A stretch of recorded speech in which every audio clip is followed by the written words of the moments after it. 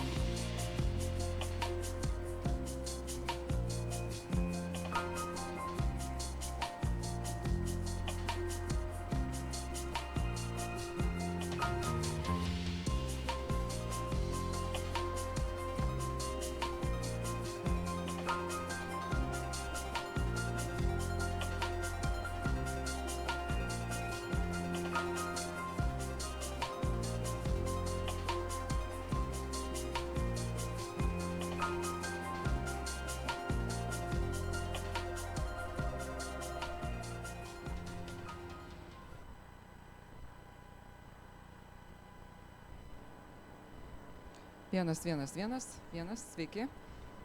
Trumpai pristatysiu mūsų diskusiją lietuviškai po šio įkvepiančio pokalbiams ir diskusijoms klipo. Esame Šiaurės ministrų tarybos biuro Lietuvoje, Suomijos ambasados, taip pat Švedijos ambasados, Danijos ambasados ir Norvegijos ambasados organizuotame renginyje. Ir dabar jau persijungsiu į anglų kalbą, nes noriu pristatyčiau mūsų šios dienos svečius. Ir šalia manęs sėdi ponas Laurynas Kasčiūnas, who is member of Lithuanian Parliament, chair of the Committee of National Security and Defense. Morgan Olofsson is head of communication, Swedish Civil Contingencies Agency, and Liisa Talonpoika, ambassador for counter-hybrid threats at the Ministry for Foreign Affairs of Finland, former ambassador to Sweden and Netherlands. And I am Rita Miliūtė, I am a journalist, and I will moderate this talk tonight. Thank you all for coming.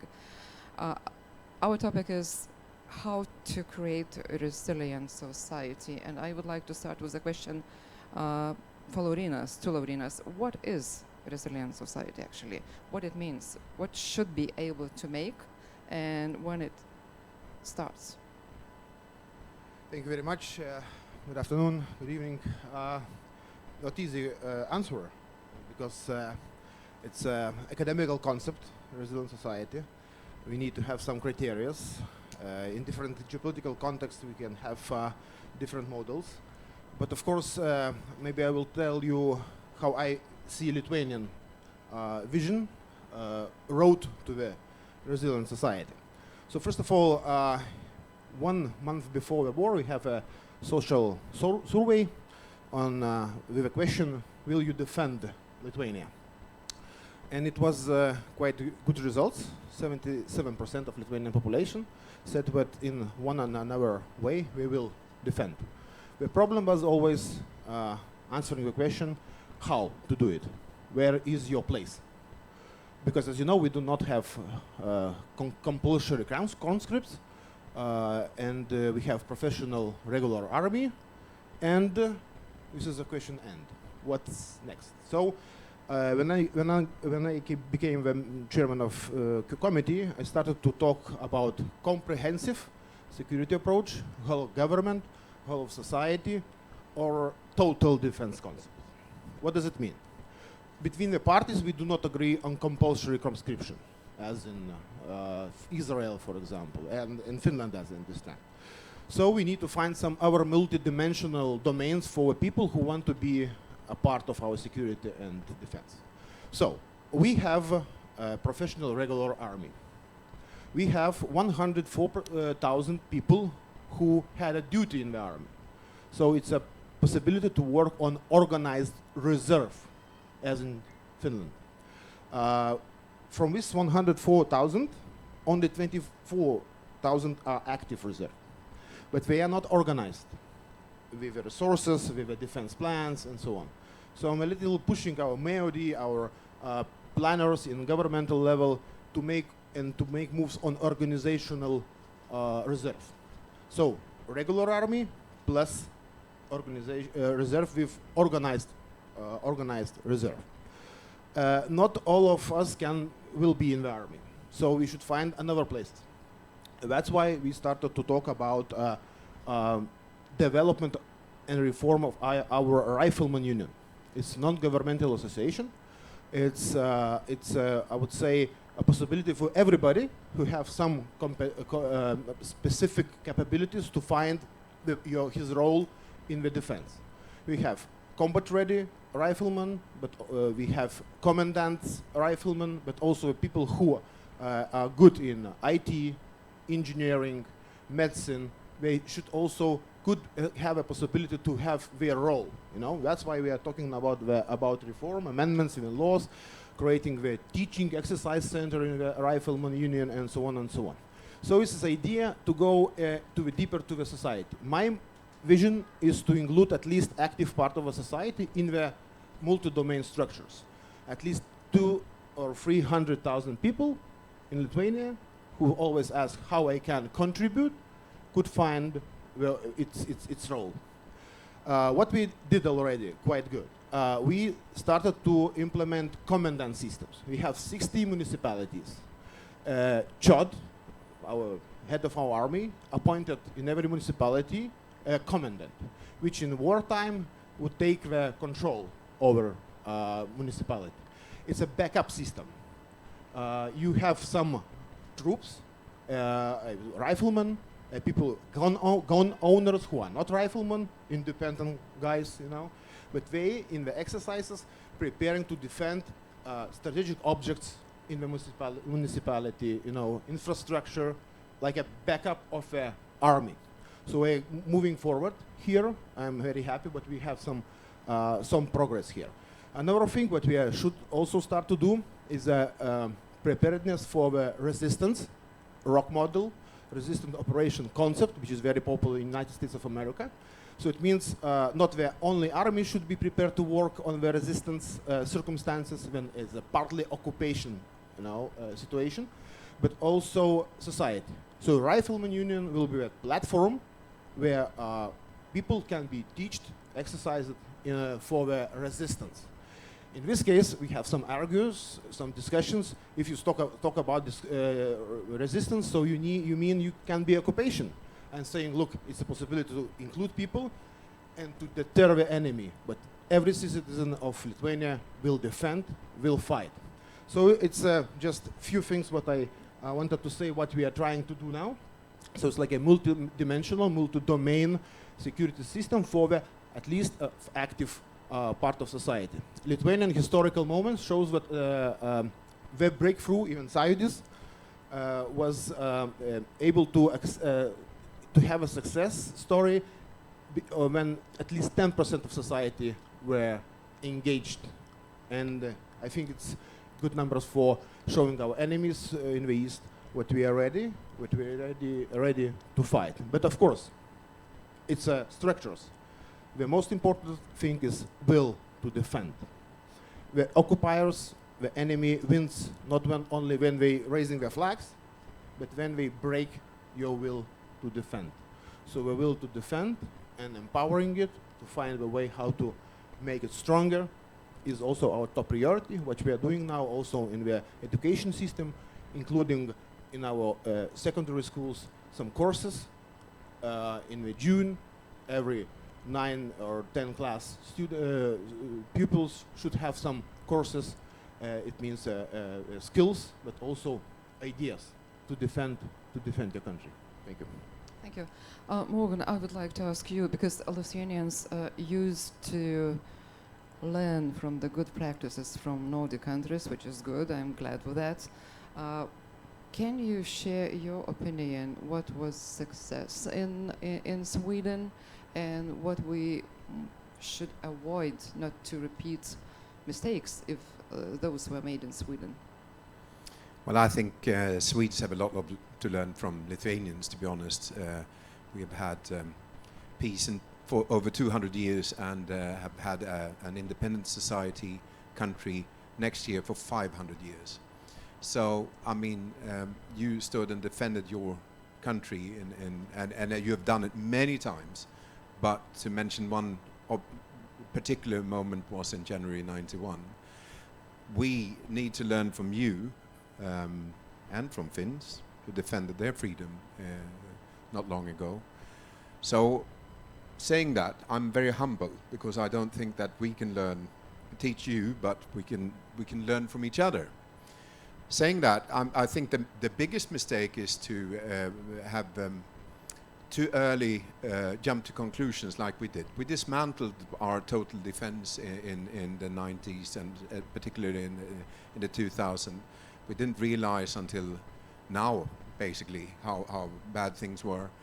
I would say that you have to, and we might learn from you when it comes to that, but we've spent a lot of time building up the military defense again, but not to the same extent, even though the plans are there, and I'm representing the civil side of the total defense concept.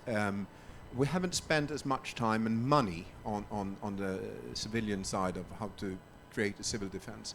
And I think that it's really important to understand that the total defense, it consists of two parts. And one is, of course, having guns in order to deter your opponent, but you have to have a population who is prepared to do a lot of sacrifice, which you know more about than Swedes, I would actually say. Many Swedes are willing to take up either arms or any other way of helping out in if war would come, at least in theory. 86% say that they are willing to actually prepare to risk their lives in order to deter an invader. But I think one should put an emphasis that total defense and handling any crisis, it consists of two parts. One is the capability of doing it. The other is the belief that we can do it. And the other part is almost as important as the first. If you have the tools, the arms, or whatever you have, and you don't believe that you can defend yourself, you are actually defenseless, I would say. So working with the psychological side of it, and getting to understand your part in it. And from our side, it's really important to involve our population in this. We did it in the pandemic in a quite different way than many other countries did, where we trusted. I'm a director of communications, and we trusted in each other and in the institutions. We didn't have to, impose lockdowns on society. We trusted that giving the people the right information, they will actually do what comes out of it. And we did numerous of opinion polls during these 2 years and we still do about the security situation. And we can follow on almost weekly basis how people react to the information they get. Not only react, but how they actually handle the information. Do they change their behavior? Because behavior is the key to this. We have the knowledge. We often have the attitudes right, but do we actually do what's supposed to be done? And mentioning this, 200 years of peace and 500 years of an independent country, can we be sure that Sweden would actually do what they say they would?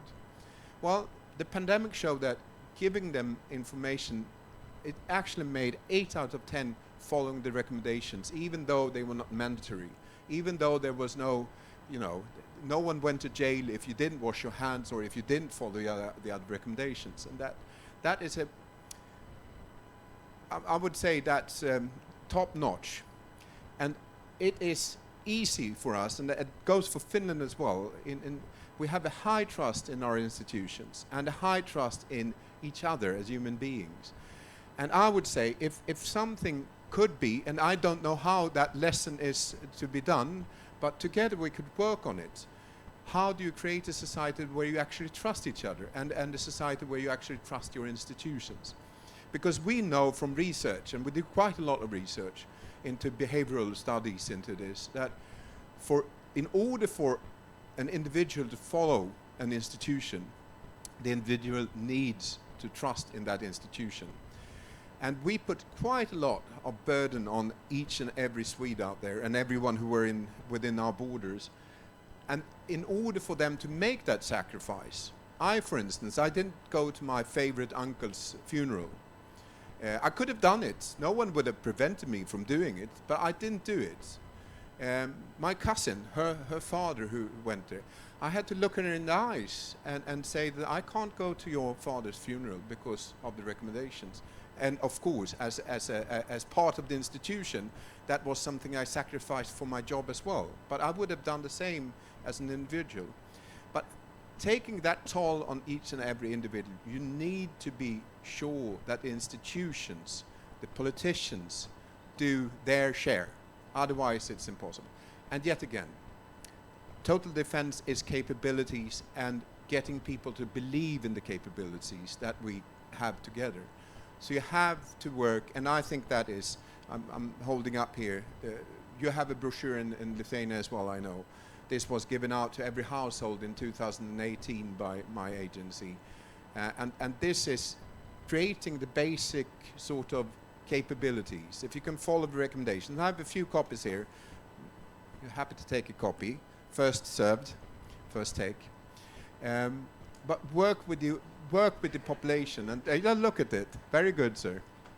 And and start trusting each other. And that is an easy thing to say, a very hard thing to do. But that would be my recommendation. Thank you. Thank you. And if you have questions, just give us a sign. We have an additional mic, so we can use it for your questions to be heard. I want to pass the floor to Lisa, but before I want to share my experience.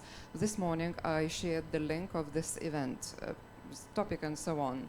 And one of my followers wrote at the comment that most of threats should be recognized and stopped by state, because citizens do not have enough resources for that. And he placed some examples. I would like to ask Lisa. So, do you know that golden rule? What has to be done by citizens, and what exactly by state? Yes, thank you.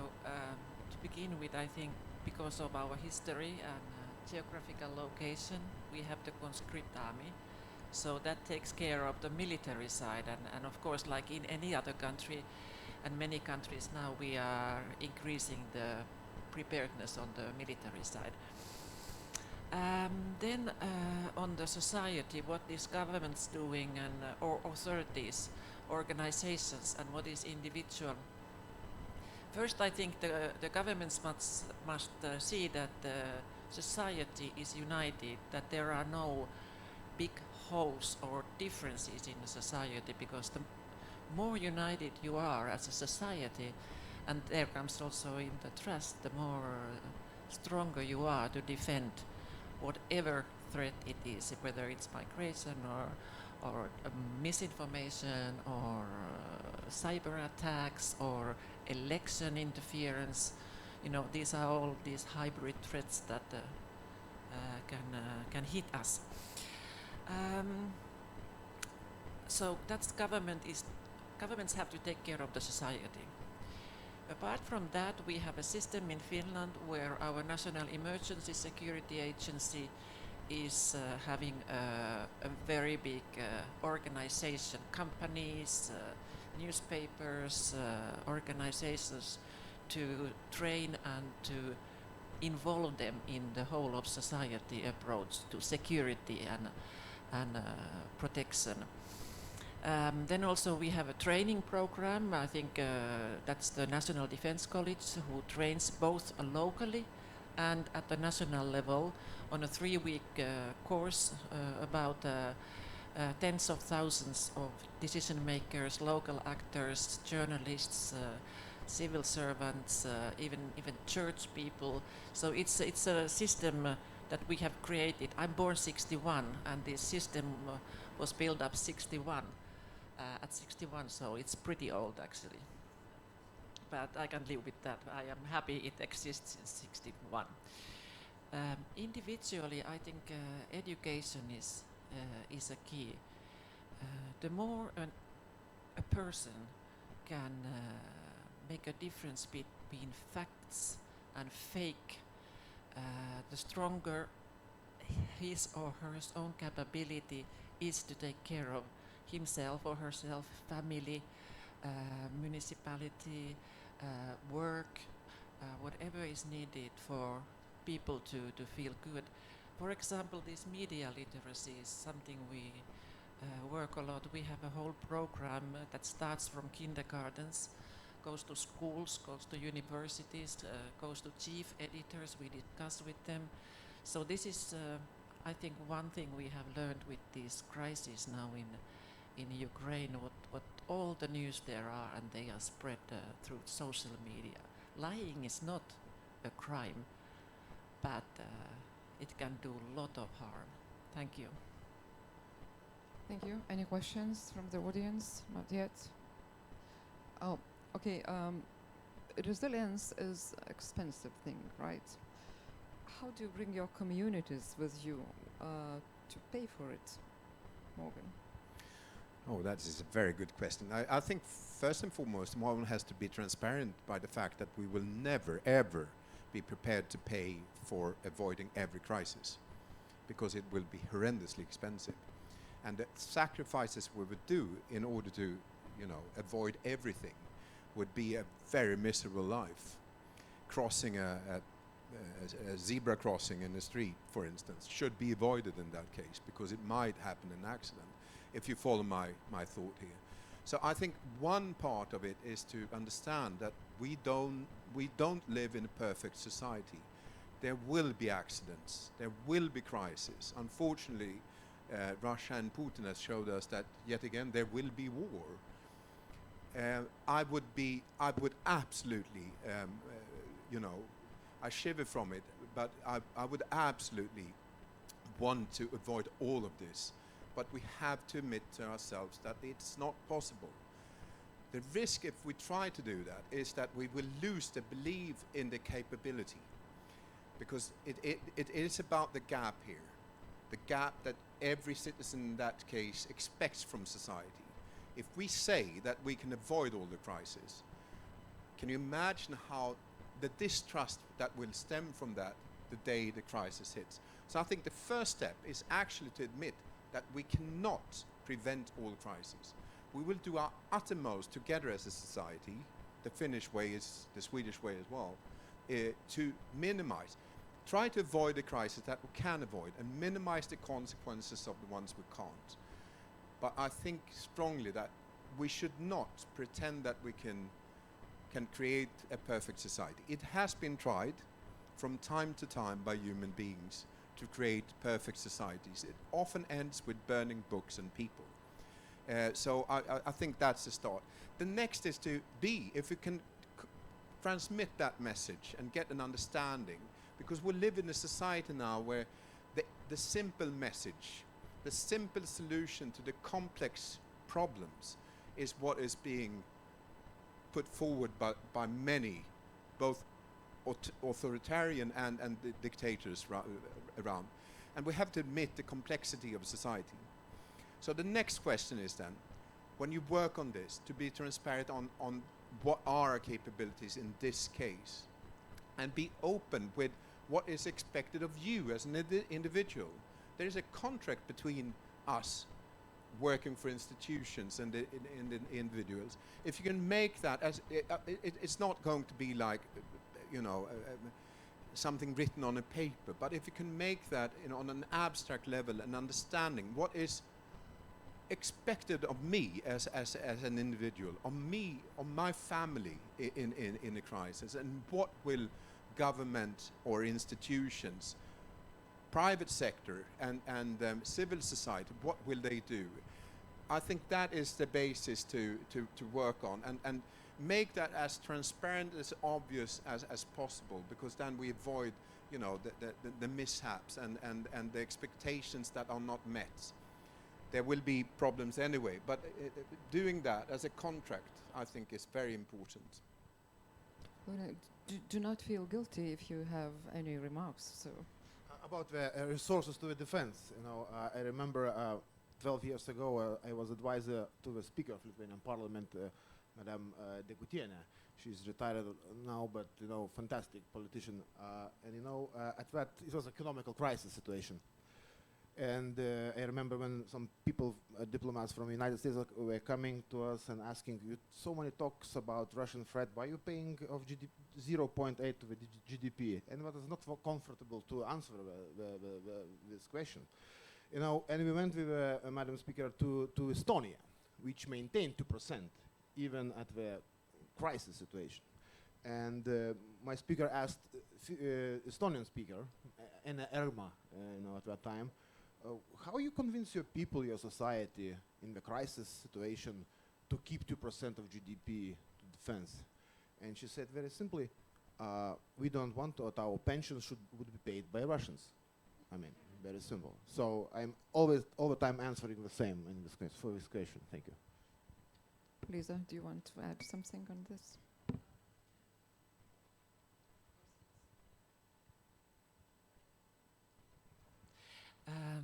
Yeah, we actually don't have a discussion on the money. I think people value it so much. So as long as the money is well spent, then on the civil defense side, when we have this structure for the civil defense and preparedness, very much on preparedness.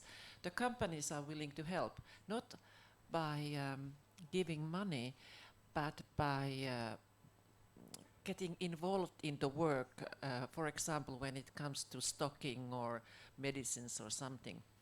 So they do it voluntarily, because it's also, they are Finnish companies, and you know, some of them can have also foreign owners. It's their interest that the country is functioning and the country is safe, because then their business goes better. So it's a win-win situation for the companies to get involved in this. The same goes to journalists or organizations or even church or everybody who is involved in this. So it is expensive, but losing what is it protecting is even more expensive in many ways. So. And I would, you to humbly say, Finland is a very good country to go and learn from how to involve the private sector. They are, dare I say, since I'm not a Finn, outstanding in Europe in many ways, that you have a total defense. And that is one of the challenges that we have in Sweden. We managed to involve individuals, but we still have things to learn from Finland. So. Yeah, well, we have to learn from each other, but in this case, they are a really good example on how to maintain and develop that cooperation. You said very important thing that yes, resilient costs, but it's very important to stay on it. But we have a member of parliament, another one, who publicly speaks that Lithuania must to buy electricity from Lukashenko just nowadays. You've, Morgan, mentioned an example which is often met today here in Lithuania, banned books. When we are talking, is it okay to hear such as speeches as agitation for cooperation with Lukashenko, or we should ban such ones? Is it okay, or what is an answer actually? Because yes, it's a question of freedom of speech, but it's a question of independence. That's a difficult question. I always believed in that you have to engage in the discussion with people you disagree with, because if you just don't do it, then you know it keeps growing and growing and growing, this thing you don't like. But if you time after time take it up and say why you feel like why do we do what we are doing, you keep the ball in your control, otherwise you lose the control of the ball. And then of course, you know, we have the EU and there are certain rules that are agreed upon on the EU level, and I guess everybody has to accept that this is how it works in some questions. Some are national decision that we can have more flexibility, but I believe in free speech and engaging in discussion, however aggravating it can be. Morgan, what would be your words, especially you are a former journalist? Yeah, well, I absolutely subscribe to that point of view that the freedom of speech is quintessential. But the next step, and I will not go into the domestic politics in Lithuania, that I've tried to avoid that in Sweden, so let me not go into it here. But saying that the word is free, yes, but I don't think it's a good thing to, if that would be what is happening. And I can fall back on the EU and the values that apply to civil servants in Sweden, that we are for democracy. Talking is one thing, buying from a country like that is of course a completely different thing. Can I? You know, the problem is, if we talk about the Russians and Belarusian regimes, we are using liberal democracy, our ideas of freedom of speech, to hide their propaganda and to saying what is also another opinion. You know, this is a big challenge for our world, you know, to defend ourselves, to be resilient, because we take, you know, propaganda, you know, for example, Russia Today or something, we say, it's another opinion. everybody lies, your government lies, everybody. We also may be sometimes lying, but it's another opinion, you know? And we are hiding, using liberal democracy for their propaganda. And it's not, I understand it's not easy to fight that because of freedom of speech, you know, all values which, you know, Western world believes, but we should have some red lines. Not easy to draw them, but we should have. Well, I think one should be very careful mixing opinions and facts. And in this case, I put forward the values of the civil servant in Sweden. Is democracy one of them? And you mentioned EU. That is a fact. If a gentleman disagrees with that, that's an opinion. And the problem is that we often end up trying to have an opinion on our own, countering someone who wants a different system for how to rule the country. And that is something else. So I think we should be very, not let us get into that trap. If someone says an opinion and you counter it with a fact that is correct, you should stand by that it is a fact and not only an opinion. But that is not the director of communications only. That is being a citizen and a former journalist. That I think we've mixed up facts and opinions way too long now. And there are also limits, of course. I mean, lying is not a crime, but there are in every country, I'm sure, rules. What can you put, for example, in the internet? It cannot be racistic or something. So at least in our countries, there is a threshold over which you should never go. Sure. Yes, we have a question here. Do we have a mic? Yes, przepraszam jeszcze.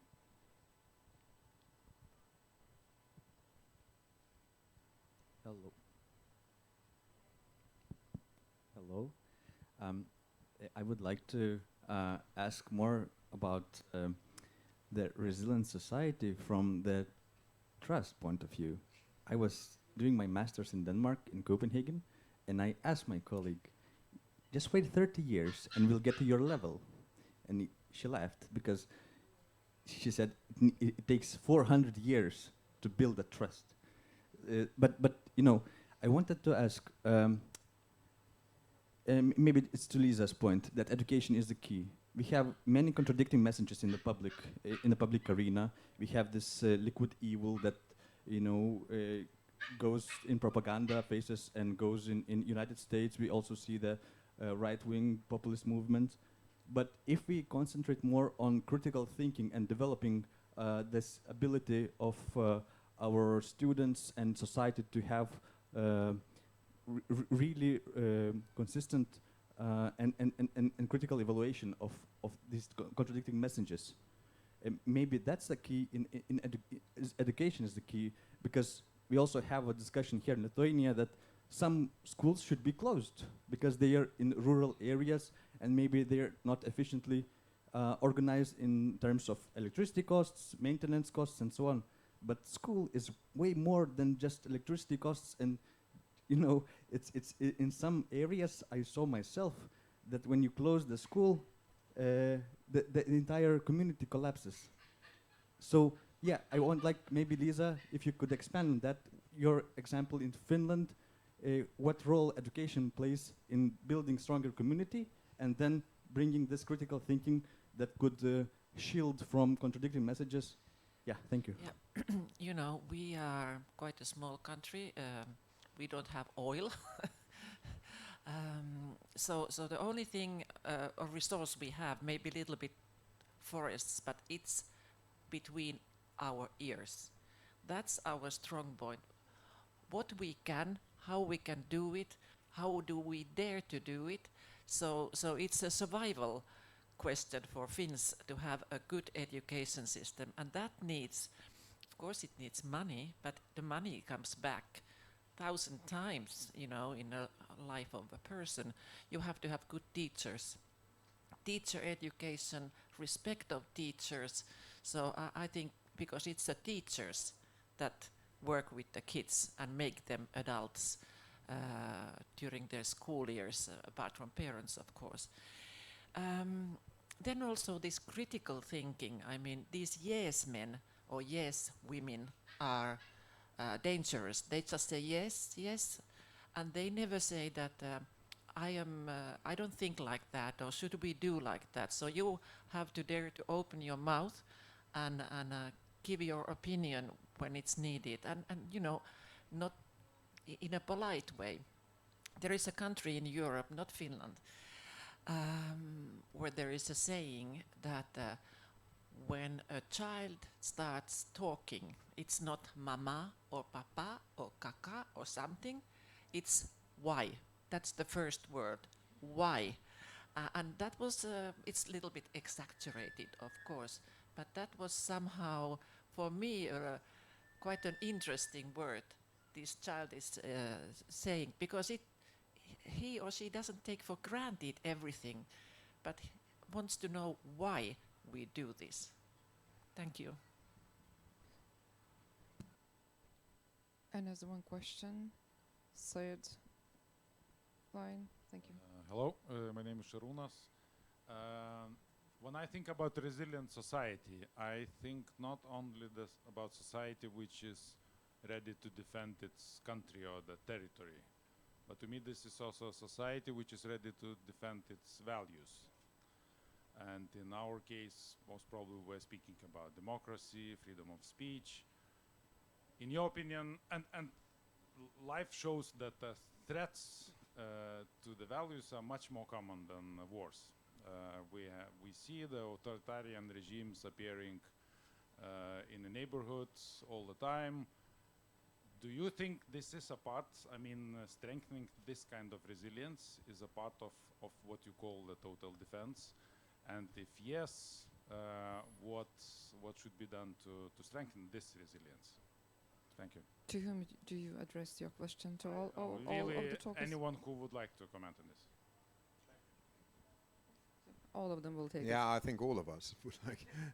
Well, I think it goes back to your eminent question from kids, why? So why should we defend our country? And that is, of course, our values, what kind of society we have. For me, it is the why question is the most important. And what we're talking about total defense is the how to defend the values. And it is very, very good of you to point that out, because often I think in discussions like these, we miss out the why question. So we should have more kids here asking, why do you talk about total defense? Or a grown-up who still has the perception that he can ask the question why. And it is the democracy, it is the society that we live in, that you fought so hard to get what you have now. And for Swedes at least, it is to understand that for us what is a theoretical threat is actually imminent and present, and not something that is just a fairy tale or something that Tolkien wrote or something, that it is actually here and now. And what happened, the pandemic and the war in Europe has really waken us up. So the 2% you talk about is going to be 2% in Sweden, and that is only the military side of things. The civil defense will be even more money.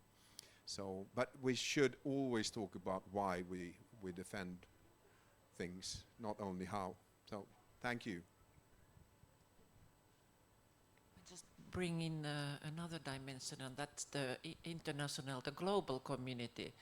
You know, countries like Finland, at least, is dependent on what happens in the international organizations. For example, United Nations.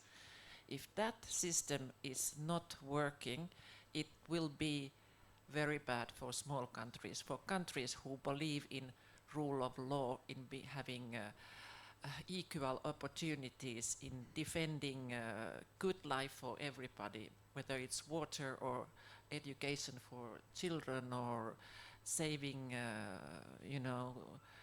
Earth from the climate change or something. So I think resilient society defends these values also outside the country when they work internationally with other countries, because together we are stronger, and there are always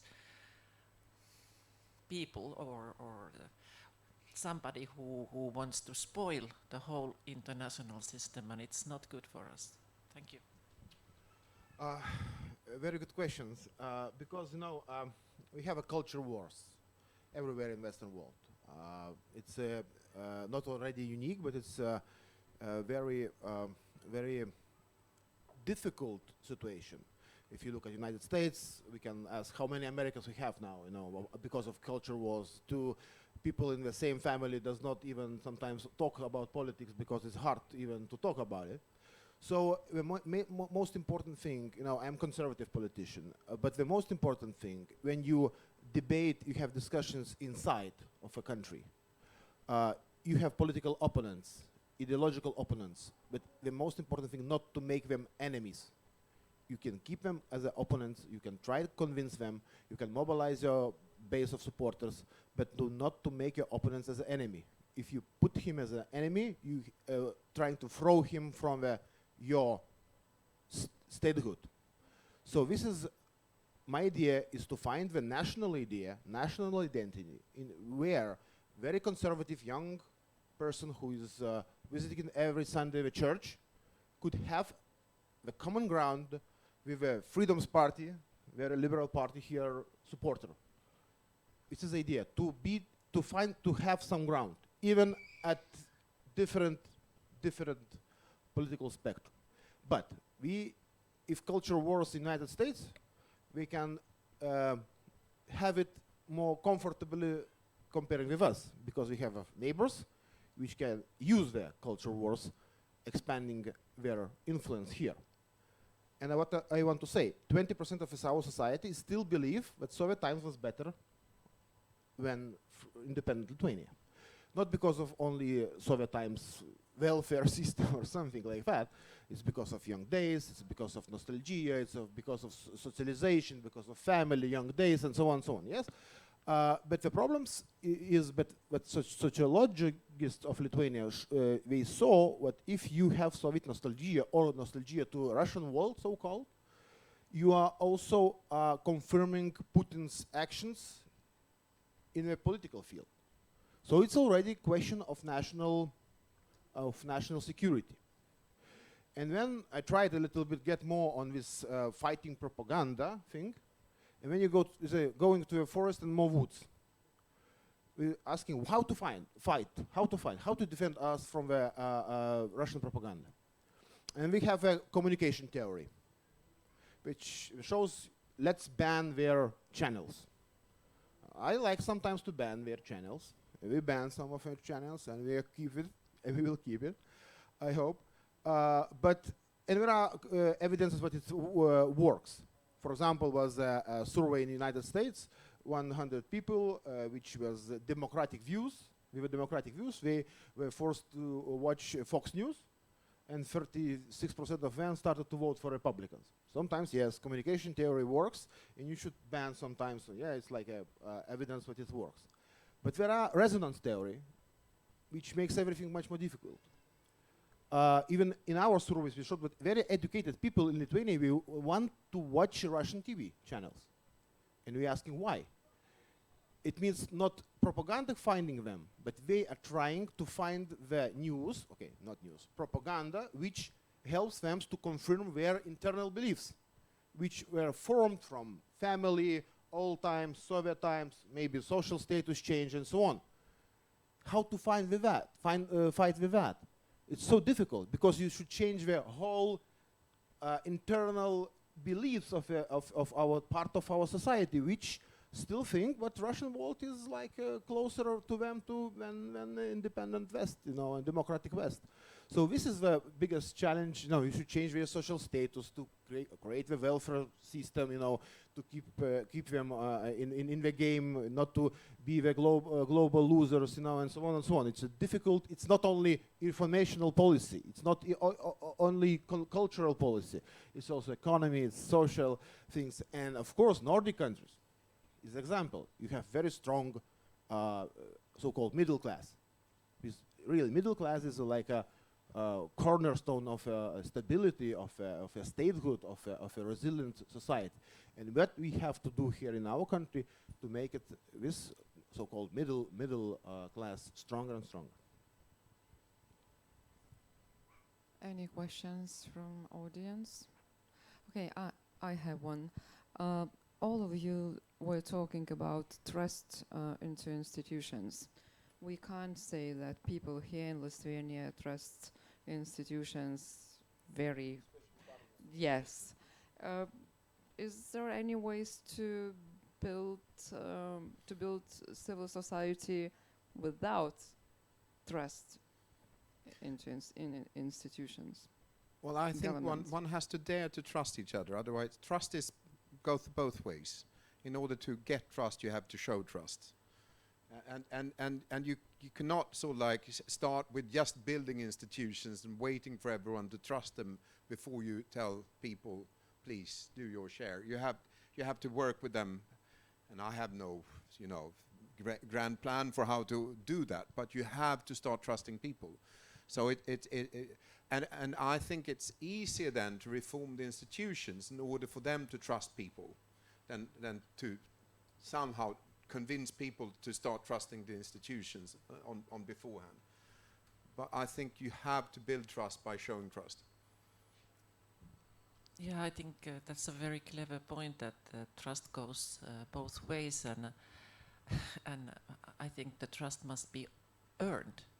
Trust is never free, and it's not always so pleasant to be trustworthy, because sometimes it costs you, not money I'm talking about.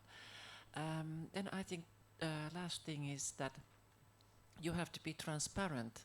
Tell what you're doing, tell what you're not doing, and why you're not doing, or why you are doing. So even though if that can create a discussion, it's important to not to hide, because if you start hiding, then people never trust, because they don't know what you are hiding. Not all the Secret Service information can be free to everybody, but people has to understand why it must be kept in a small circle. But most of the society's function and institutions have nothing to hide, so they have to face the transparency requirement.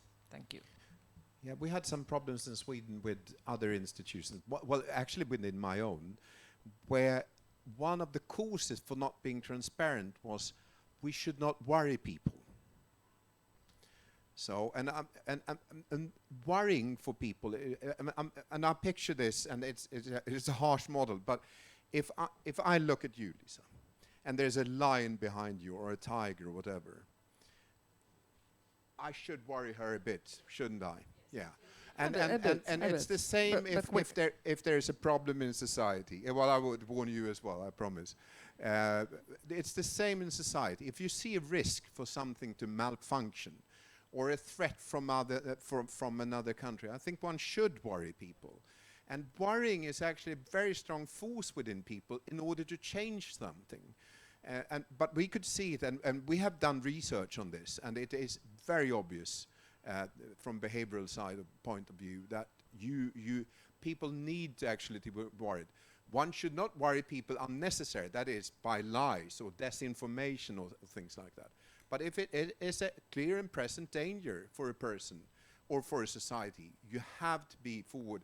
Of course, not the secrecies from MI6 or whatever, but the other stuff, because and that is actually showing trust. That is saying to citizens that this can be problematic, but we trust you to handle the situation together with us. Gintarė, turi mikrofoną. Čia.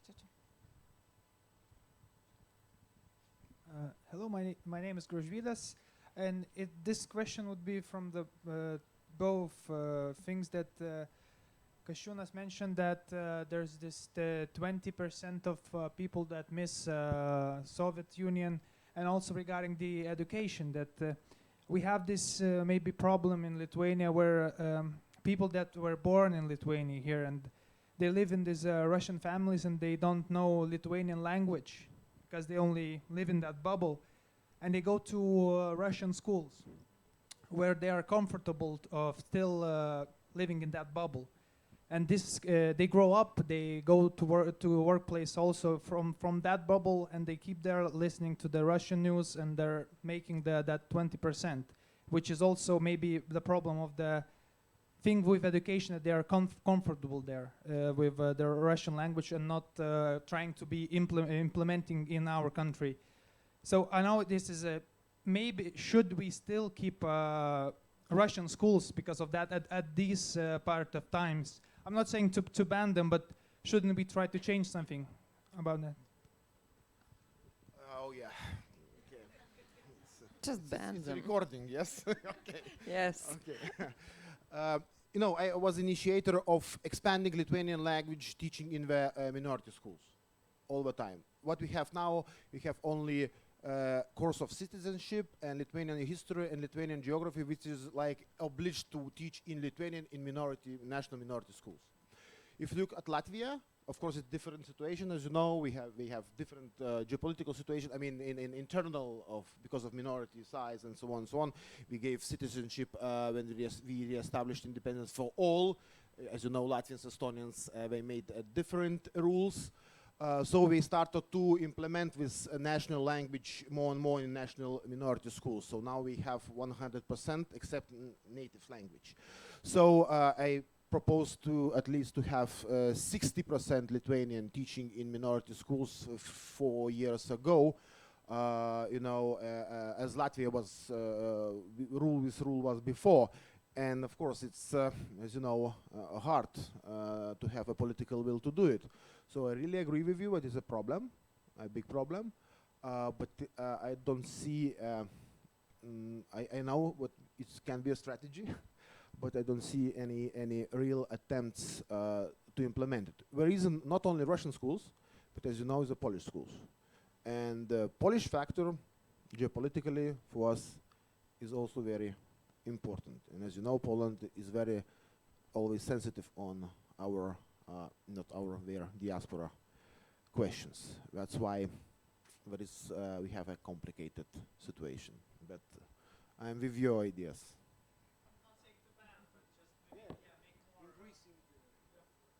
But Finland has quite different policy on languages. I mean, you can share other experience. You do not ban languages teaching in schools. No. I think it's important that we have these different language schools, because otherwise it can create a feeling that I'm not part of the society.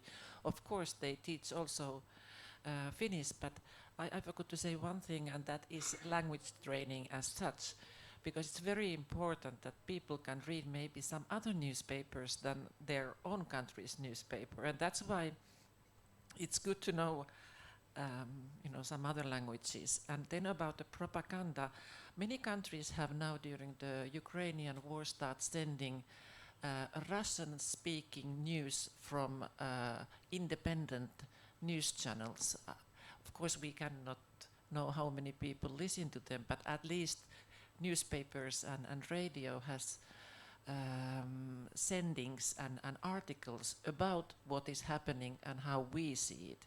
So that's important. But we have two official languages in Finland, Finnish and Swedish, and that is obligatory for everybody except people living in Åland, which has only Swedish as a language you have to learn. But we don't have this discussion. We have also a Russian school in Helsinki, but I haven't heard that there would be any problems. But it's of course partly Finnish kids who just want to learn the language since it's our neighbor.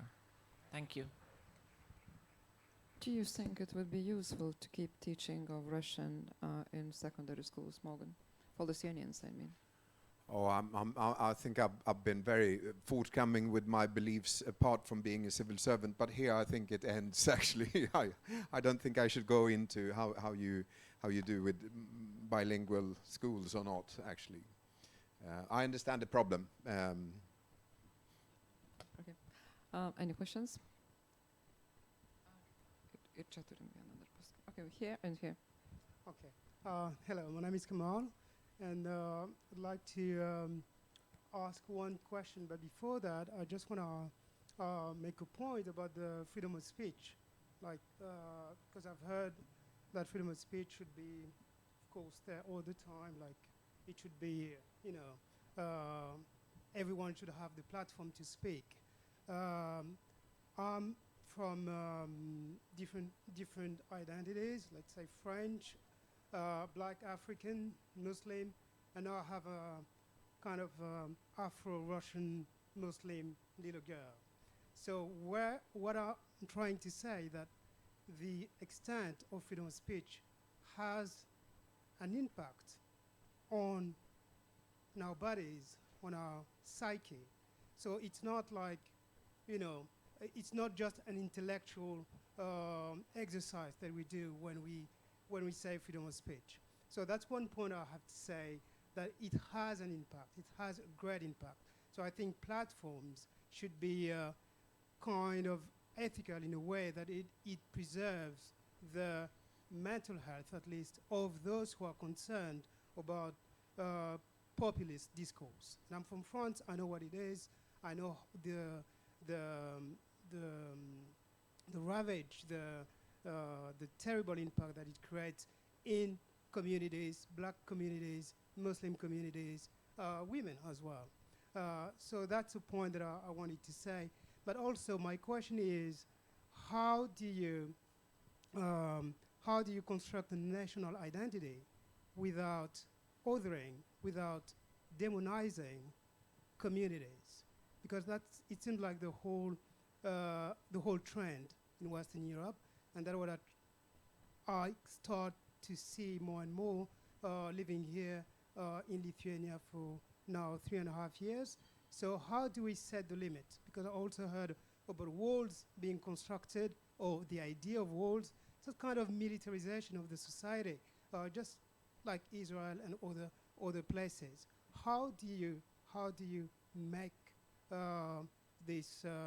How do you limit that? How do you try to build a healthy society based on your identity without demonizing, without othering communities? Thank you. Laurynai? A few words on walls. It's a little bit different situation when you're talking about fence on Lithuanian and Belarusian border and Russian border. We are dealing with authoritarian regimes which wants to destroy our free world. It's not demonizing; it's defending free world. It's a big difference. To defend our cultural autonomy, we need to defend. And we installed a fence, not because we like a fence, but because we need to defend from a hybrid pressure. As you know, what's happening here in Lithuania when Lukashenko organized flows of illegal migrants to Lithuania, with the idea to divide us, to make us a failed state, and so on, and we defended. That's why we needed to do it. But I absolutely agree with you. It's national identity or national idea should be based on citizenship and civil identity, not ethnical. And it's not a question here already. We need to Russian-speaking, Polish-speaking, if he have an obligation to our country, our state. So it's fantastic. And we have last one question in the audience. Ketvirtoji eilė. Do you still have question? Hi, thank you for an interesting discussion. I was just thinking that Lithuania there are a lot of social and economic inequalities in Lithuania, and I was thinking that someone who is from upper or middle class has much more incentive to fight. He has a lot more to defend than someone who is from lower class. And so if you could just reflect whether the fact that Swedish and Finnish societies are much more egalitarian actually plays a big role in your resilience, so to say, and if you could just reflect on that aspect. Thank you. I think, well, we fight with that all the time. I mean, it's a big challenge for all the societies. Somehow we tend to think that what happened after the war when we had to start paying our war debts to Russia, women had to go and work into factories. Everybody had to go, you know, so that we can cope. That's when we created the kindergarten system, you know, warm meals at school, very big school system. So I think we have just kept that, which means that most people go to the closest school, you know, where they live, and we want to keep it that way. So it's actually thanks to a horrible history maybe that we have still that kind of situation. But we have to watch all the time, and it's not easy. We have now a discussion on electricity taxation. And that shows some tendencies of who should pay less, or who can pay less. Okay, if no one wants to add something, we are short of time, and I would like to thank you for your thoughts. We all will have just think. We will have basis of what to think about and what we can do on our own to make our input into this strong civil society, resilient society. Thank you all.